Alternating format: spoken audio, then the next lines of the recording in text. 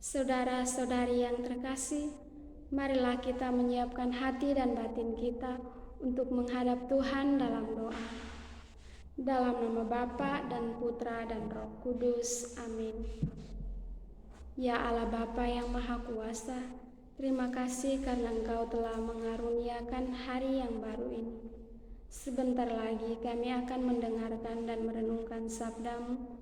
Sudi kiranya Engkau membuka hati kami, agar apa yang kami dengarkan dan kami renungkan dapat kami resapkan dalam hidup kami sehari-hari. Demi Yesus Kristus, Tuhan dan pengantara kami, yang hidup dan berkuasa sepanjang segala masa. Amin. Tuhan beserta kita, sekarang dan selama-lamanya. Inilah Injil Yesus Kristus menurut Markus.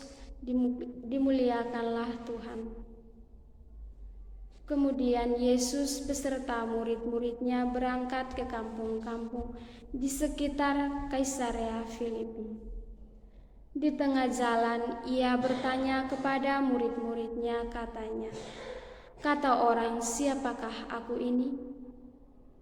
Jawab mereka, "Ada yang mengatakan Yohanes Pembaptis, ada juga yang mengatakan Elia, ada pula yang mengatakan seorang dari para nabi." Ia bertanya kepada mereka, "Tetapi apa katamu? Siapakah aku ini?" Maka jawab Petrus, "Engkau adalah Mesias." Lalu Yesus melarang mereka dengan keras supaya jangan memberitahukan kepada siapapun tentang Dia. Kemudian mulailah Yesus mengajarkan kepada mereka bahwa Anak Manusia harus menanggung banyak penderitaan dan ditolak oleh tua-tua, imam-imam kepala, dan ahli-ahli Taurat, lalu dibunuh dan bangkit sesudah 3 hari. Hal ini dikatakannya dengan terus terang. Tetapi Petrus menarik Yesus ke samping dan menegur Dia. Maka berpalinglah Yesus, dan sambil memandang murid-muridnya, ia memarahi Petrus, katanya, "Enyalah iblis, sebab engkau bukan memikirkan apa yang dipikirkan Allah, melainkan apa yang dipikirkan manusia." Demikianlah sabda Tuhan, terpujilah Kristus. Saudara-saudari yang terkasih, dalam hidup kita sehari-hari, kita pasti terkadang mengalami penderitaan hidup serta cobaan-cobaan.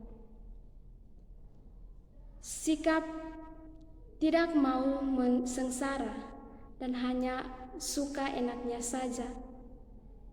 Saudara-saudari yang terkasih, dalam bacaan Injil hari ini, Yesus mengajarkan bahwa Anak Manusia harus menanggung banyak penderitaan dan ditolak oleh tua-tua, imam-imam kepala, dan ahli-ahli Taurat. Orang-orang tidak pernah dapat mengerti mengapa menjadi pengikut Yesus harus menderita. Bisa saja memang sengsara orang Kristen terjadi melalui penganiayaan. Akan tetapi, penderitaan orang Kristen dapat dialami melalui perlakuan penganiayaan. Saudara-saudari yang terkasih, kita sebagai umat Kristiani haruslah sabar menjalani hidup yang penuh dengan cobaan.